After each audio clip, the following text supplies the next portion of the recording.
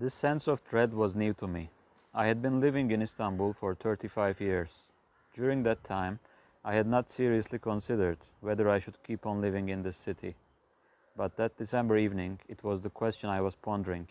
Maybe it was time to leave. In 2016, I felt I was midway upon the journey of life.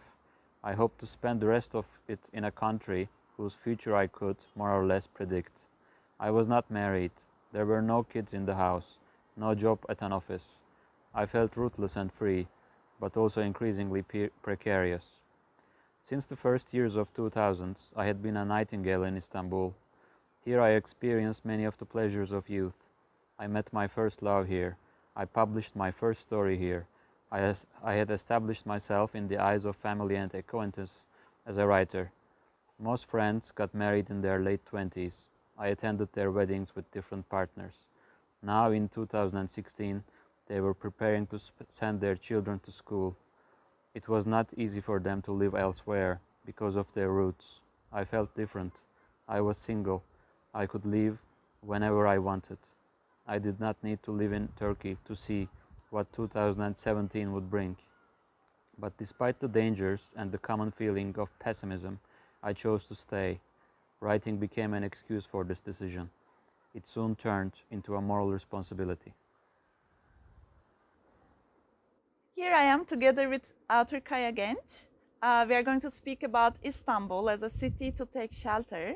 And so in my echo chamber today, we actually talk a lot about the brain drain from Turkey to the other cities. For example, to Germany, for example, there is a new wave of immigration that is well-educated, upper middle class. But there was a moment in history that this was actually the vice versa, where German intellectuals were fleeing to Istanbul. So I'm a student of comparative literature, and as all comparative literature students know, Erich Auerbach, the founder of this practice of literary criticism, of this way of looking at literature, came to Istanbul in the 1930s, in 1936, because in Germany there was a purge of Jewish intellectuals from public institutions for their, not only for their ethnicity, but also for their political views. Maybe we can find a parallel between today's Turkey and the 1930s Germany, because those people were very alarmed by the rise of nationalism. And then Turkey opened its arms to those intellectuals and said, you know, we are founding these new universities in Istanbul, in Ankara.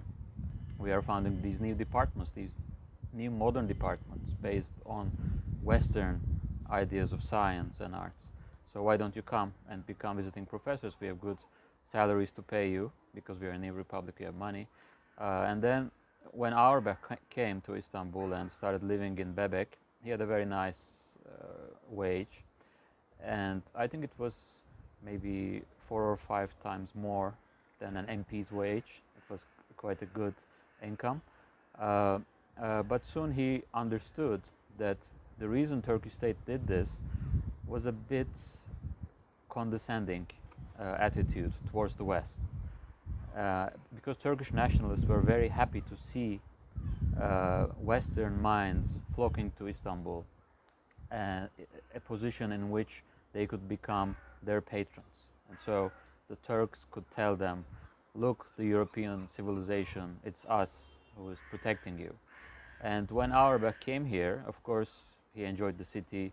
You can see his apartment in Bebek, near Bebek Park, and he would take the streetcar to the university. There was a streetcar there back then. And soon he was a bit alarmed by the rise of nationalism in Turkey, and he wrote to his friend Walter Benjamin that there was a fanatic rewriting of history in Turkey, because the Turkish nationalists in 1930s were using history, just like they're doing now, to forge a new national identity that became increasingly exclusionary towards those people with different identities, with different ethnicities and different political views. And Auerbach was very he was very early in identifying that, and by the time he left Istanbul in 1945, having written the great masterpiece of comparative literature, Mimesis, he had identified the deep-rooted problems of nationalism in Turkey. And the Istanbul that he lived was a city in transformation. And I think he enjoyed seeing that. He enjoyed seeing the power of the culture and how a cultural center in Ankara and all these new departments in Istanbul University and Ankara University could change cultural life, but he was equally alarmed by the implications. So Turkey is the country that is hosting most refugees in the world.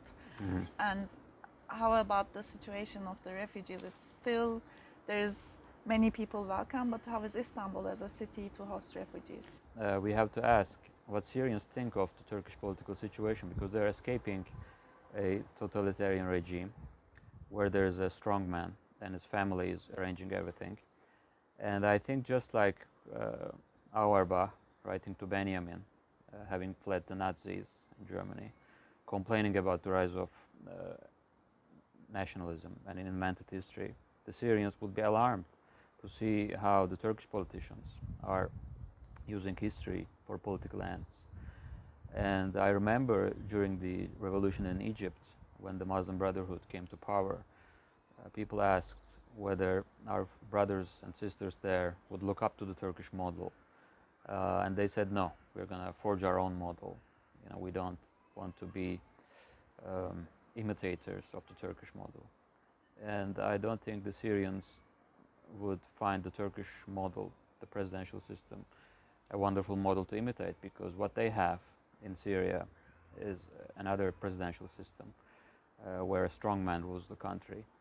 But on the other hand, I think the Istanbul people have been immensely helpful, and the Syrian people have changed the city's cultural topography in ways we couldn't have imagined a few years ago. This is all very interesting. Thank you very much, Kaya Genc, and a lot of food for thought there. Thank you. Thanks for inviting me.